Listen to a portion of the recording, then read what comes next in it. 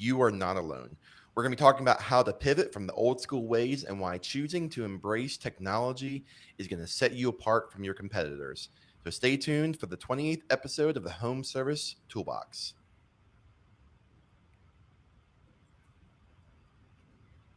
Welcome to the Home Service Toolbox, a podcast dedicated to helping home service providers.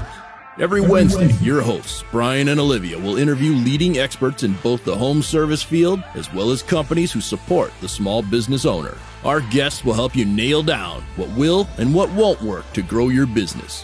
Whether you're on a job site or taking a break, there's no better time to sharpen your small business skills. Well, welcome to our podcast. We're excited to have Spencer on. How are you doing today, Spencer? I'm doing great. Couldn't be better. I'm sitting at home. I'm comfortable. And of course, we have Olivia, our co-host. We're all in our home / apartment / working from home life that we find ourselves in with this coronavirus. Obviously, we book our guests months in advance, and who knew that, when we were talking to people in January that we would be in today's season. I mean, pre-show, Spencer, you were just kind of speaking about the craziness that we find ourselves in. And, you're kind of running 7 days a week, talking to people, doing podcasts. So what would you say, just as a sentence or two, just about kind of the season that we find ourselves in? It's one of uncertainty, no doubt about it. The builders that I speak to, and I'm probably into the high hundreds of builders in the last 3 weeks, maybe 4 weeks now.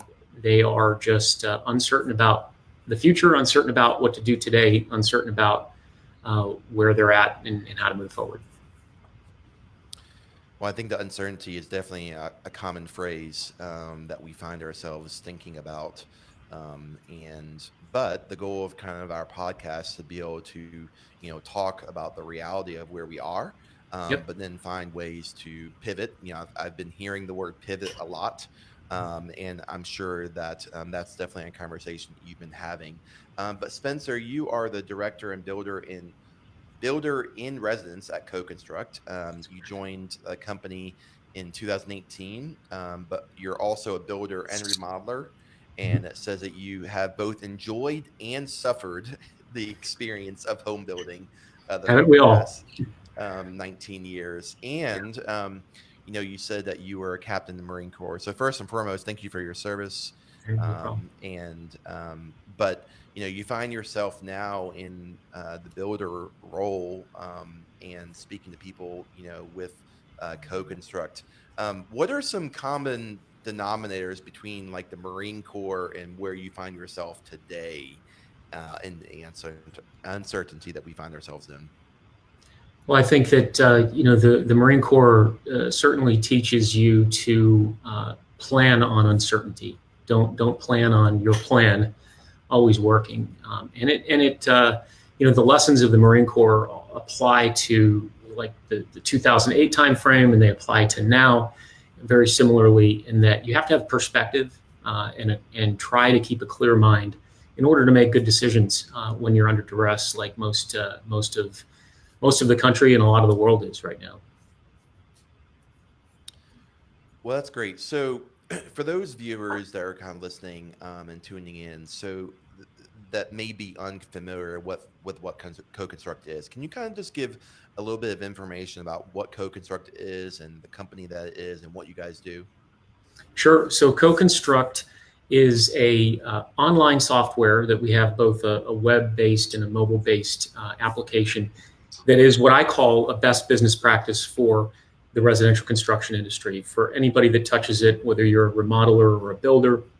I did a lot of land development using it, construction of new homes and remodeling projects. We have essentially every tool that you need between your first touch of a client, like they've come in your door, you're interacting with them, all the way through estimating, communicating, writing proposals and contracts, looking at specs, making selections, looking at your financials. We intersect with two-way sync with QuickBooks and Xero. We've got a link to. And then we handle warranty and maintenance of homes through our system as well. So we have about 5,500 builders around the world, most of them in North America.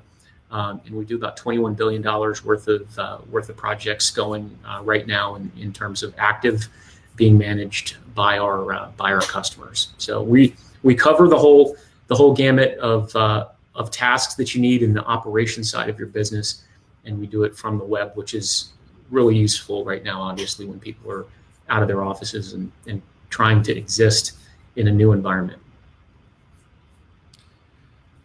So it sounds Wow, like you that's guys certainly Go ahead. incredible.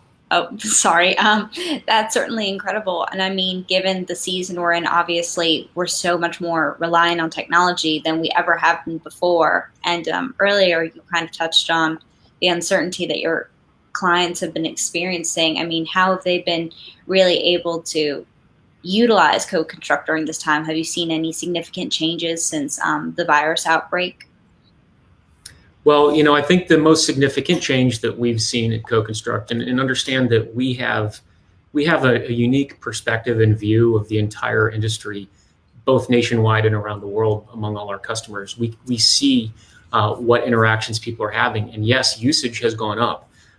People are realizing, and new users have gone up significantly in the last several weeks, because people realize, I've had to turn the key in my office door. I don't have access to my 3-ring binders. I don't have access to my whiteboard. We're not sitting around a place where I have all my process and my paperwork. So I need to figure out a way to get this online, get it distributed in a way that my entire project team, even when it's not sitting in the same room, staring at the same wall or the same people, are able to operate effectively decentralized. And that's what folks are realizing. And they're just making much more better use, much more efficient use of the system, because they're starting to spread out into different areas. The system is relatively wide. It provides a lot of solutions. Not everybody uses all the solutions, but people are starting to recognize that there's value in being able to execute and not have to be in the office or be in front of a customer in order to do many of the tasks that we all have to do. Well, I think it's certainly in this time forcing people to make changes. It is. Have you found that there are still people who are kind of fearful to make this jump into technology, or are struggling to, maybe even people that have been, customers, but they're still struggling to make this jump? And, if so, what are some things, some ways to encourage people to jump in? And the reason why I actually asked this is because I was going to say this pre-podcast. So I'm selling my house, I'm moving, and I'm about to do a bunch of renovations. And the people I'm contacting are still like so focused on going to my home, coming and seeing this thing, calling me. And I'm like, no, we don't have to do this. No, you don't. So I'm just curious what you're kind of seeing. Yeah, so they say that necessity is the mother of all invention, right? So we have people, like I was saying before, that don't use the whole system. And when we look at a contractor who has done a great job of solving problems over their career and bringing in a group of solutions that they can use to run their business, but they're still falling short somewhere, the projects are taking too long, they need to move their schedules back to the left a little bit and be more efficient, or maybe they're missing some things. They're not getting change orders signed. They're not having a good enough budget. They're not making the money or the margin that they think that they're going to make at the end of the project. We listen for those problems. We don't try to tell people at CoConstruct, you've got to use the whole system or you're not going to be successful. What we try to do is have an empathetic ear. We try to listen to the problems, because we don't call people. We don't solicit. Right? We wait, and when people have a problem, they call us, and we offer solutions across the 28 different things that are available for you to do in our system. We say, pick the most acute present pain. What's keeping you up at night right now? And we most likely have something that will help you solve that problem. We say, start with that. Identify that there's value in the system for you, and then you can kind of land and expand out as other pains present themselves. As you fix one thing, other things become priorities, and we have ways that you can spread into those other priorities. Now, talking about selling your house soon, my thoughts are with you on that. It's been tough. I know showings are down and things like that. I'm not telling you anything you don't know. But what I will tell you is, I speak with builders all over the country in various stages. And when I say builders, I'm talking builders, remodelers, the whole project team that uses our system. But we have a remodeler in Pennsylvania, and they are one of the first folks to get completely shut down. Larger scale remodeler, about 49 employees. And he said that I used to spend 4 hours before this shutdown. I used to spend 4 hours going to a customer's home, first visit, preparing, driving, meeting, taking notes afterwards, writing messages afterwards, driving back to the office or back to home. He says, I'm doing those same meetings right now using Zoom and CoConstruct to make a presentation. I'm doing them in 45 minutes. I'm documenting while I'm going. I'm giving a client an example of what it's going to be like to work with us, because we have this system and a process that's clearly outlined. It's online. We don't have to touch. You can make your selections. You can see your budget. You can communicate with us in one spot. And he says it's been a total mindset shift for me. He says, I'm not going back. And he recognizes there's value in the human connection and looking people in the eyes.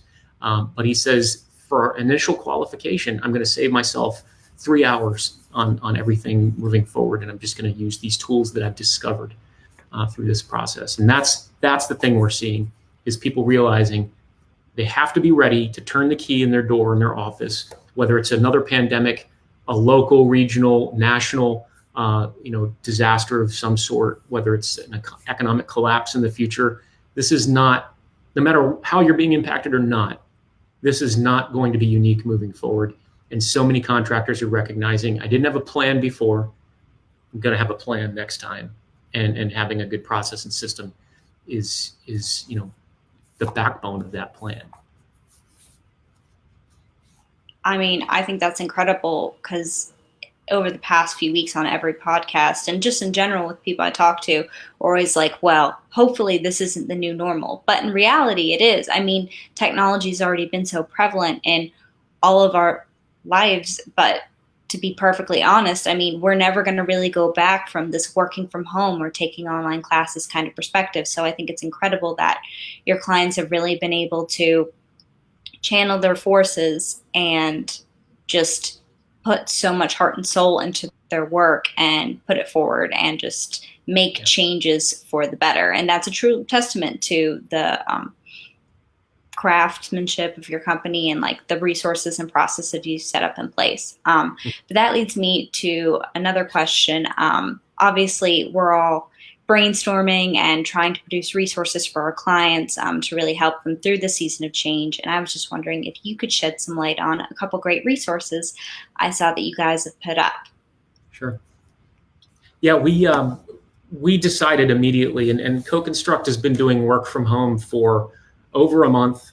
We were very quick to go work from home because, number one, we're flexible because we're internet based, and we decided immediately that this was a moment that we needed to capture and make sure that we were serving our customers well, because the company's been around before. The company's been through, it's 15 years old. We've been through the last downturn. The company was formed at the beginning of the last downturn and understands the pain that people are going through and the horrible decisions, laying people off, or how are we going to extend our payroll and make this work? We get it. And so we made the decision quickly that we were going to try to help reach out and create webinars where we've talked about what we believe, based on what we're speaking with our customers, are important topics to the industry. Things like, oddly enough, marketing. Like, what do you need to do right now to make sure that you're messaging correctly? The first thing is stop your old messaging, stop your old social media campaigns, because you have the risk of being tone deaf. That you have to pay attention to the messaging that your company's sending out right now. And it's not something that people were thinking about when they were trying to figure out how to shut down job sites, but we wanted to get that message out. A similar thing was we collected and put it in our online community on our website, all of the resources, paperwork, documents, messages that our customers were sending to their clients, their trade partners, their suppliers, their team, about how they were acting and taking action towards the COVID-19 issues that were presenting themselves in their offices and job sites. So we've created a series of webinars. We've brought in experts on how to fill out the PPP paperwork, how to look at the EIDL, how to make sure that you don't end up with a payroll loan at the end of 3 months if you don't do stuff correctly. How to run your system, how to run your company, how to provide leadership while you're not face to face with your customers. When we first started talking about Zoom, it wasn't the thing that everyone was doing, or any kind of interaction online. So we tried to bring that to bear quickly, and we've posted all of those webinars on our website that you can just go there and watch. So if you're interested, just go to coconstruct.com and look for resources, and they're all posted right there. Well, that's great. I mean, I think being able to provide support to people along the way is going to be helpful. So we'll make sure that we link up in our show notes and our captions to, for those resources.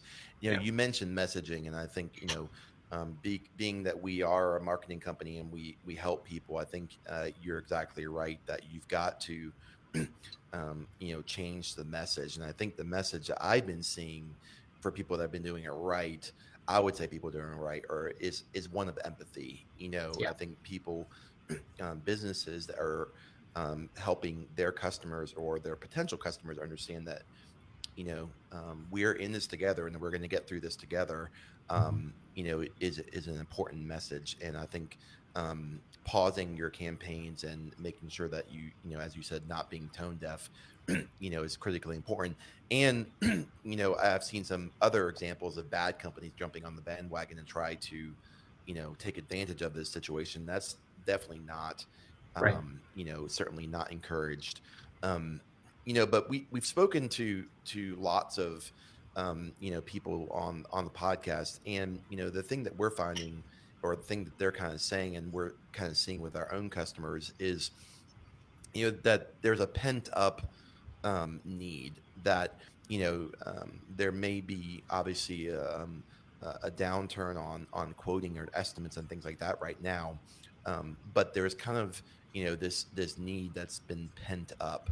Are you kind of experiencing that? Do you feel like the people using CoConstruct, are going to be finding that once these restrictions are lifted, that there's going to be this need that's been built up along this journey? And by need, you mean from our customers' clients, right? Correct. Like, yep. To get projects going. Absolutely.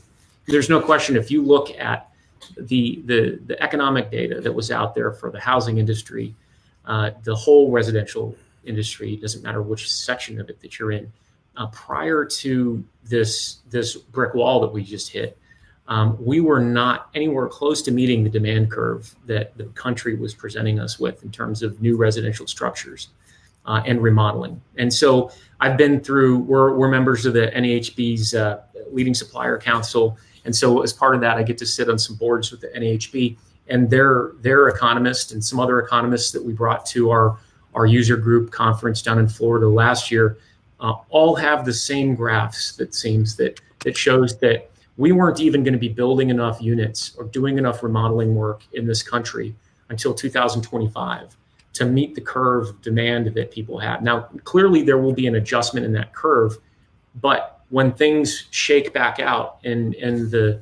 the oscillation of that curve dies back down and we get back to normalcy, you can absolutely expect that the population of this country is antsy.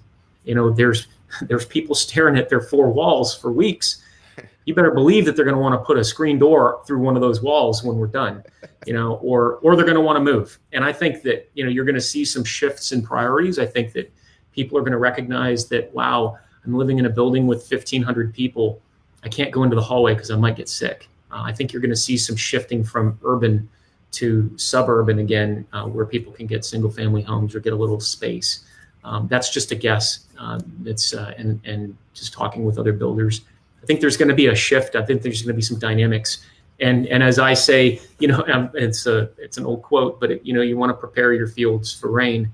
Now is the time that if you're not prepared to handle volume, is get those systems in place.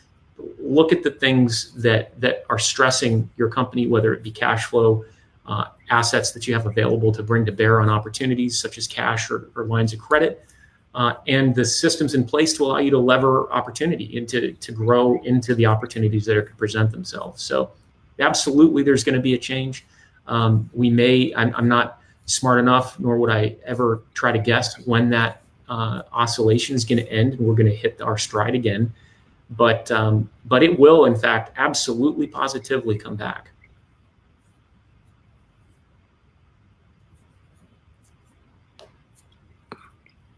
Well, that's a lot of really awesome information, which leads me. I was just kind of thinking, and it's always really compelling to ask someone why they get into the field they're in. So, do you mind sharing with us a little bit more about what compelled you to enter the construction field and eventually join this amazing company that's changing the lives of so many people? Yeah, it's an interesting one. I did not grow up in the trades like so many builders and remodelers do. Like I didn't pick up nails when I was 11 on job sites. My dad ran a company called Pratt and Lambert Paint, and they made paint. And that was as close as I got to it. But I went to Naval Academy. Then I was a captain as an officer in the Marine Corps. And overseas, I got a little bit of opportunity to do some logistics and construction related stuff. And that got me interested in the nuts and bolts of construction. I came back to the U.S. and I was stationed in Washington, D.C. and had the opportunity to put my entrepreneurial hat on a little bit. And I started remodeling homes, had a crew. And I just was, hey, I'm looking for an opportunity to make some money. And this was back in 1999. And one thing led to another. I ended up getting out of the Marine Corps in 2003, 2004. It was my last actual paycheck from the government. But I had built up a really substantial remodeling business on the side, oddly enough, and started to do some land development. Had an opportunity to buy some lots, and then lots became larger tracts of land. And then next thing you know, when I look back at my career, I've done about 2,200 acres worth of residential development and tons of, just 100, 150 million, whatever it is, worth of custom homes and production homes through our system. I joined with an architectural firm out of Chicago who was designing and putting up some really amazing homes, and brought my construction system and process to their business. And so that was in Chicago about 7 years ago. And then we operated out of the DC market, South Florida market, the Chicago market. And I was just growing, using process and a little bit of luck to make things work. And I was always talking with builders, finding builders either at IBS at the trade show or at any other event that I would go to. And we would just honestly grab a beer and talk about how our businesses worked. And the CEO of Co-Construct noted that I was working with a bunch of his customers and said, hey, I need a builder who understands our system and has operated at a good level. And so the rest is history. I joined the company about 18 months ago. And I'm serving, and it's a great role. I feel like I could not be in a better place in the world for my experience for the moment, right? Like I went through the downturn. I was in the valley of the shadow of death. I spent a lot of time looking at myself in the mirror in 2008 to 2010, wondering how I was going to make it through the day. I was managing cash twice a day. I was making the very difficult decisions of who to keep on, who to let go. The unfortunate part about last time and the fortunate part about now was that it was a slow 1,000 cut kind of situation in 2008. This one was super quick, right? So I have a perspective, having been through that last downturn, that many builders and remodelers who are out there today, who have been in the business for 10 or 12 years, who haven't been through that, haven't experienced.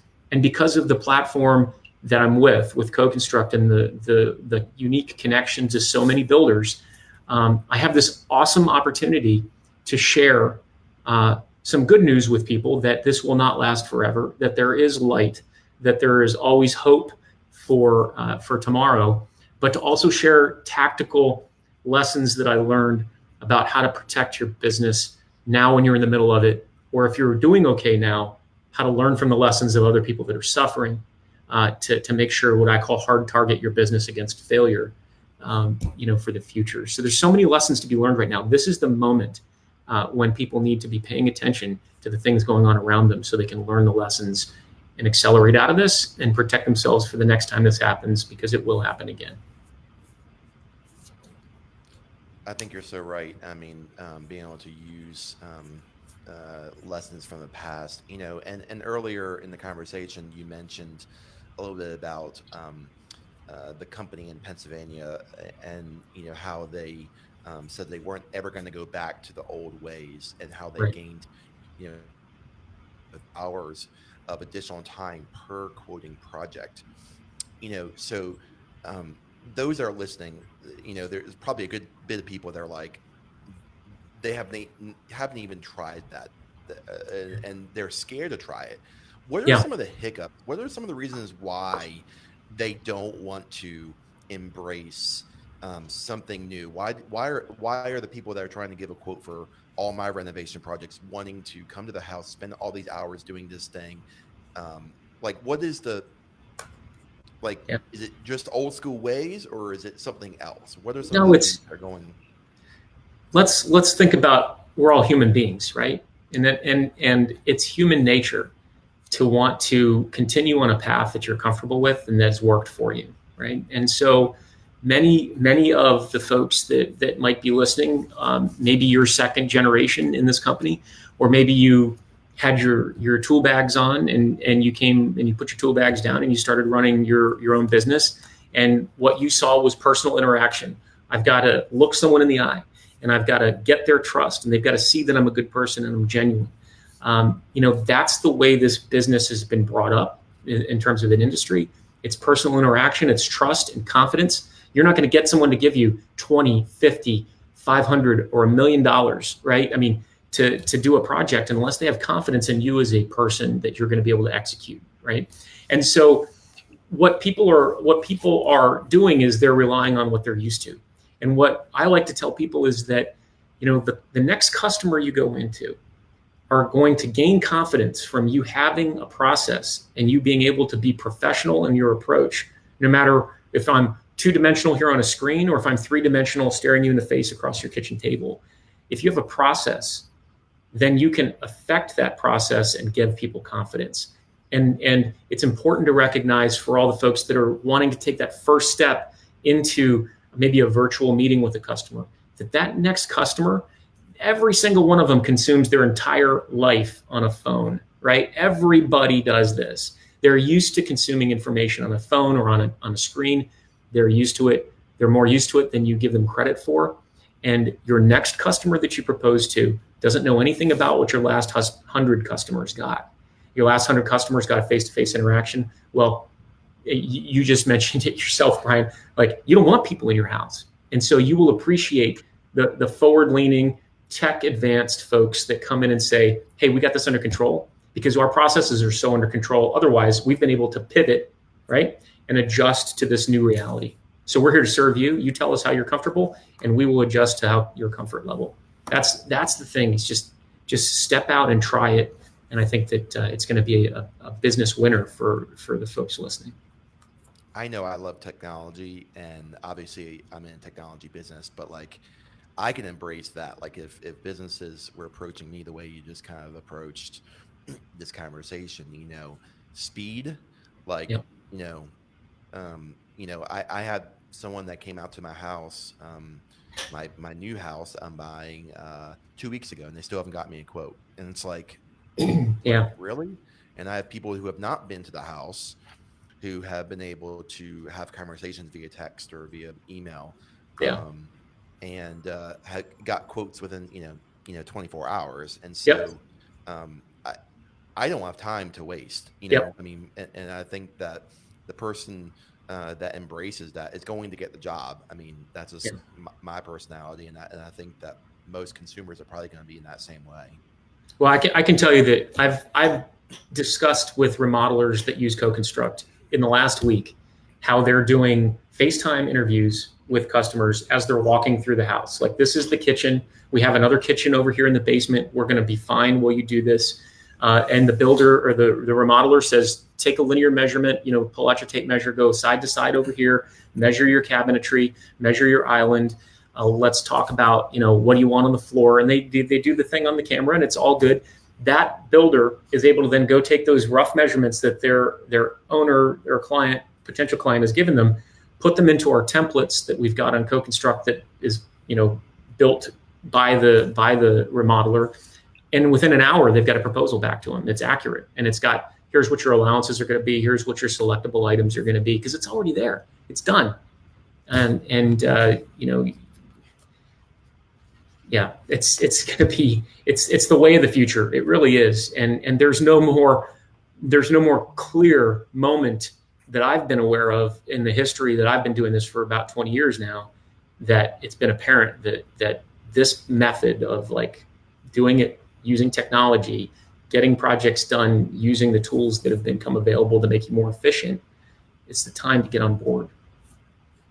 I think the biggest drawback for so many people who are resistant to technology is losing the empathy, losing the face-to-face interaction, because it's so daunting. When in reality, I feel like having, my remodeler or constructor be willing to FaceTime me and walk me through those measurements and make me feel comfortable and confident throughout the process, it really does give off the security and the trust and the empathy, home service providers need to make their clients feel. Right. And that's ultimately what lands in the job. It's not just about the efficiency. It's about the fact that they're willing to adapt and change and be more empathetic and compromise on things and go the extra mile or take the extra 5 minutes to really give back homeowners the peace of mind they need when their homes are the only place they can really find a safe haven in right now, even though it might feel like the walls are caving in all the time too. So yeah. I think there's a lot of validity to what you're speaking to that as well. Olivia, if you have a contractor who has a system in place and has a process, and I don't mean just people using CoConstruct. If you have a real system, right? If you're process focused instead of just people focused, your business is going to react the same, whether it's good times, bad times. You've got a process that you can explain to people, that you can lean on when you just need to follow the next step, right? The contractors that have that process in place are going to get things done more quickly for you. They're not going to be the ones that can't get to your takeoff or your estimate on your project until 10 o'clock and they're working on it until 4 a.m., which means that they're so doggedly tired the next day that they can't think clearly enough to get back to you, and the day goes by. I mean, this is the life. I mean, I've lived it. I know what I'm talking about, right?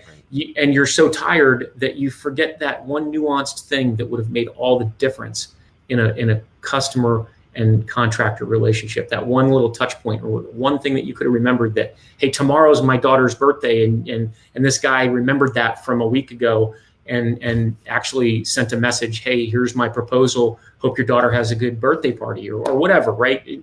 It's whatever's happening nowadays in terms of birthday parties. But the point is that if you have your stuff together and you can go execute and just block and tackle the main functions of your business to make your business run better, you have room, you have space to be more empathetic. You have time to go. What I always like to do is speak with my owners. I like to be in the field. I like to give them the confidence that we were handling the problems, talk to them about their concerns, walk them through the job sites. But if I'm back at the office, managing financials, managing proposals, doing all that, I'm not out there in the field being more empathetic. It gives you more time to be empathetic.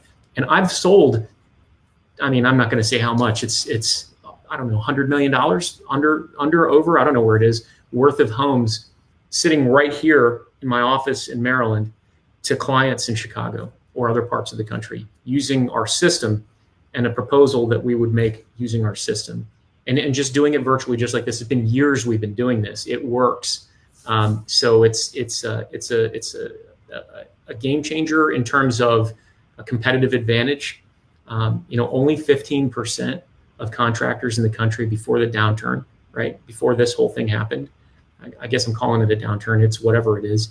Only 15% of contractors in the country were using an online system like CoConstruct. Wow. There's a huge amount of people, room for growth.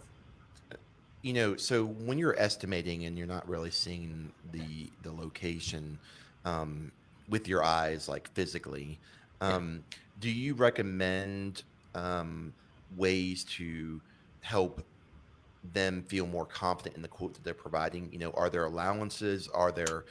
Is there an asterisk, that you're encouraging your contractors to use, because obviously, seeing something face to face is going to make a difference at times, and you might find things that you didn't expect. So my guess is if I'm sitting this and I'm an owner of a business like this and I can't physically see it, that's what I'm afraid of. I'm afraid I'm going to lose my shirt on this job because of that. What are some ways that you can help people understand how they can embrace this without losing a shirt? Sure, that's always a concern. I've had remodel projects where we didn't do invasive investigation, and we thought that the joists in the ceiling were running one direction, and when we got out there and did the demo, they were running the other direction, and we had to do headers and a bunch of LVLs to head that off and make it work, and it was more expensive. That happens. There's no doubt. There's leaks in pipes and things happening behind the walls, and so what I would recommend is to find a good unknown conditions clause, and just have an open, honest conversation with your customer about the fact that, hey, this is a unique time. I'd love to come in and guarantee you a price, but here's what's going to happen is we are always going to be surprised by something when we start doing the demo work on your house or we start working on something. And we have to be realistic about that. That's going to happen. So if you're looking for a fixed price, I can't put my company at risk unless I'm able to come into your home and do some investigation. I need to be able to cut some holes in drywall, maybe. I need to be able to walk above and below and around all these parts of the project. And I need to be able to make a more solid estimate for you. Without that ability, you need to have an unknown conditions clause that says anything behind a wall, anything I haven't been able to see that is not something I would recognize as could possibly be, there's some legal terms there that will be eligible for a change order. And then what's important is to quantify, give a left and right limit of that change order. Like, it's not going to be an open checkbook, but it's going to be exactly whatever it costs to do the work, plus a fee or plus a percent. So you can give your customers confidence that if they're signing a contract with you that's got a clause like that in it, that's not just the initial price isn't the opening salvo and you're looking to double it or triple it because of change orders. That's just a poor business practice. It seems like you certainly know the ins and outs of the business. So that leads me to ask you, what are a couple things, obviously, in your years and years of experience that you've learned that you feel like would be valuable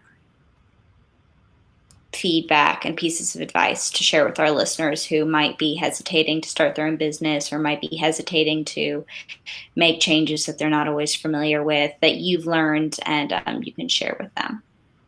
This is a 24-hour long program, right? We have time. Golly, I will tell you this, that if you're thinking about starting a company, be conservative. Recognize that the things that you think are going to happen probably won't. You're not the smartest person in the room. The economy is, and you can't control any of it. Most of your spreadsheets won't turn out the way you think they're going to turn out. So be prepared for that.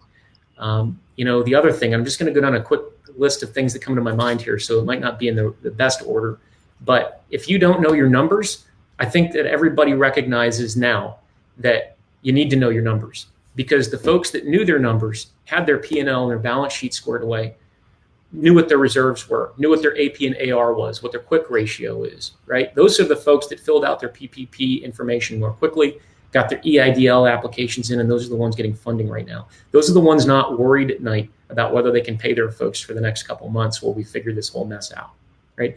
Know your numbers if you don't already. Make that a focus, make that its own project, is to figure your numbers out. And I hate numbers. I hated the financials, but it was the lifeblood of my business, right? And I had to answer to banks, I had large loans. I mean, you don't develop 2,200 acres worth of land without a lot of zeros, at least on loans. And that was extraordinarily painful, but you have to do it. It's the thing as a business owner that you've got to attend to.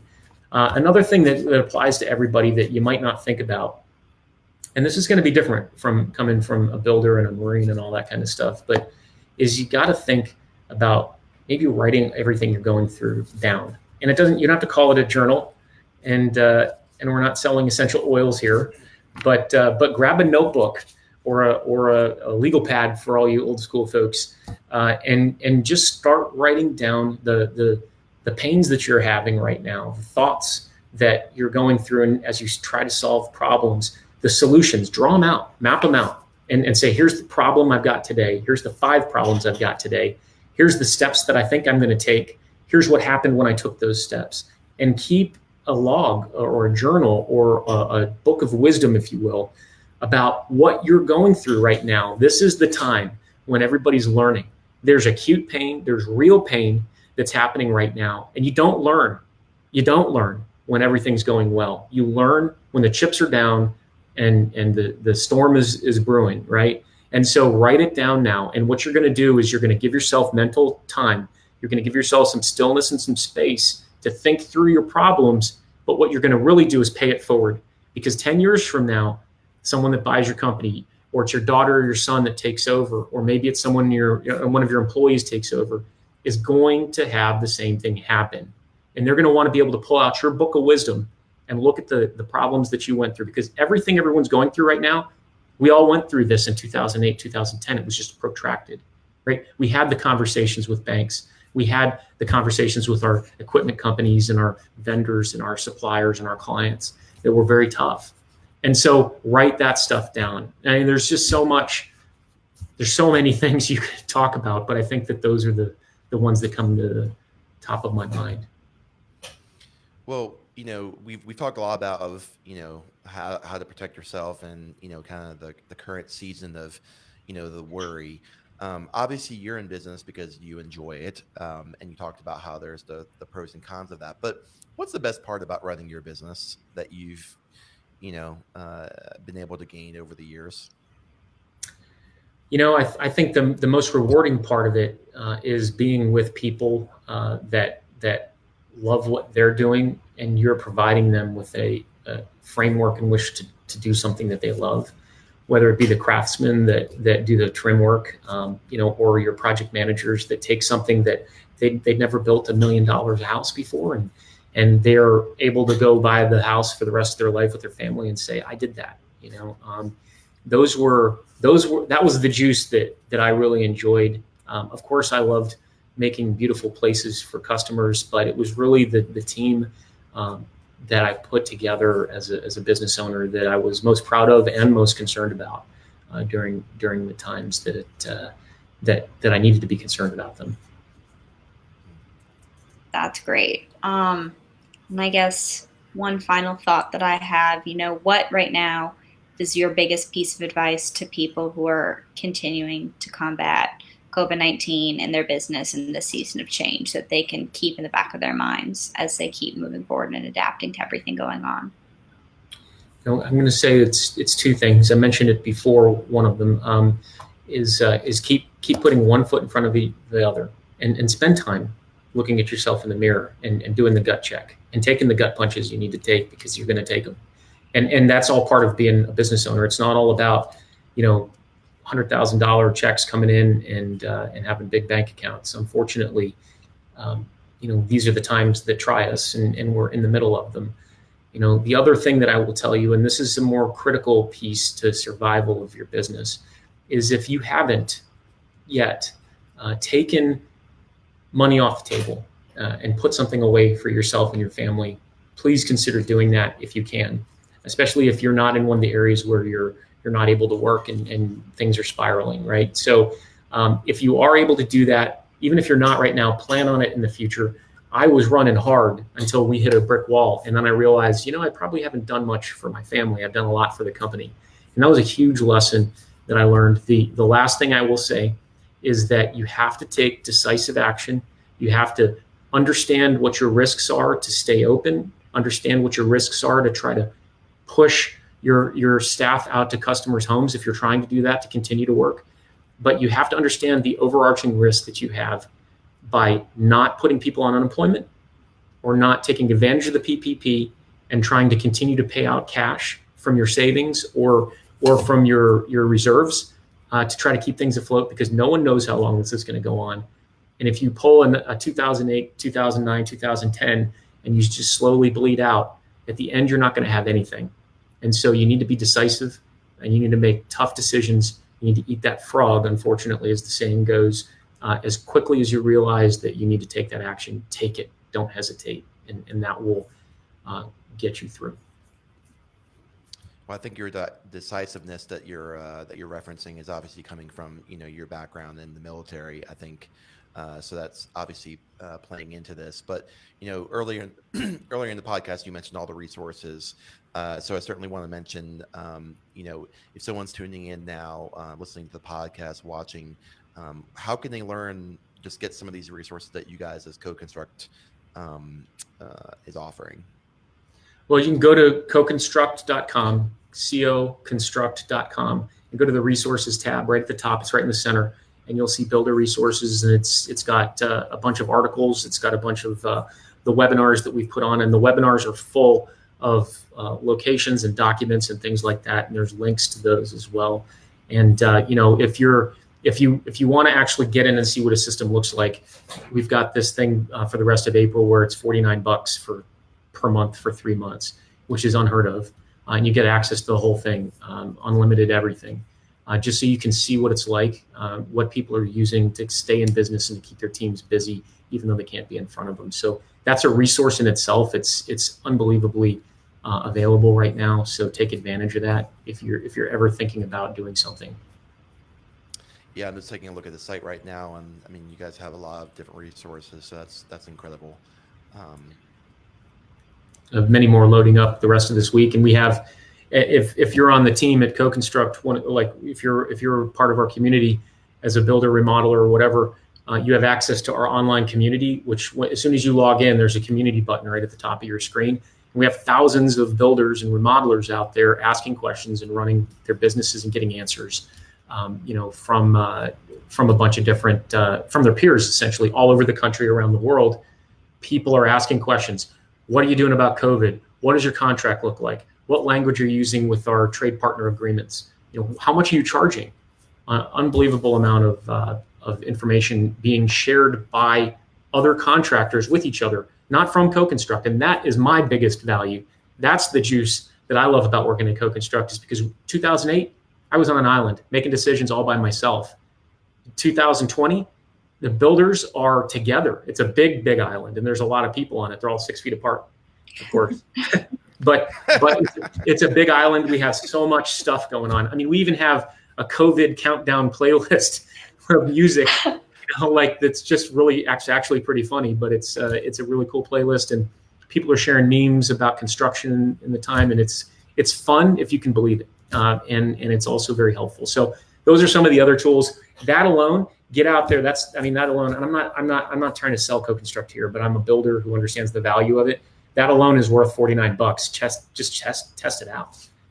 So I think it's great that you guys are championing community right now. We need it more than ever. And the fact that so many people can still access your resources. And I think a handful of our clients probably have utilized it before or are currently utilizing it. I mean, this is just something great. Another thing for them to look into and really dive in deep when they need it most. So thanks for all you're doing. We really appreciate it. No problem. Our pleasure. Well, on next week's episode, we're going to be interviewing Lachelle Yates. She is with the Central and Northwest North Carolina Better Business Bureau. So a mouthful, but the BBB is a great resource to be able to make sure that businesses are staying true to their word, and we think that she's going to be able to bring some great advice to be able to stay strong and united, just like Spencer has been talking about, building that community around. So she's going to be with us next week. So Spencer, thank you so much for joining us today, and good luck just with your own business. Appreciate you sharing all the nuggets. Yeah, thanks for having me on. It was great. Yeah, Spencer, we really appreciate it. Thank you so much. And be sure to like and subscribe and leave comments on our Facebook page if you guys like what we're putting out. And until next week, we'll see you next time.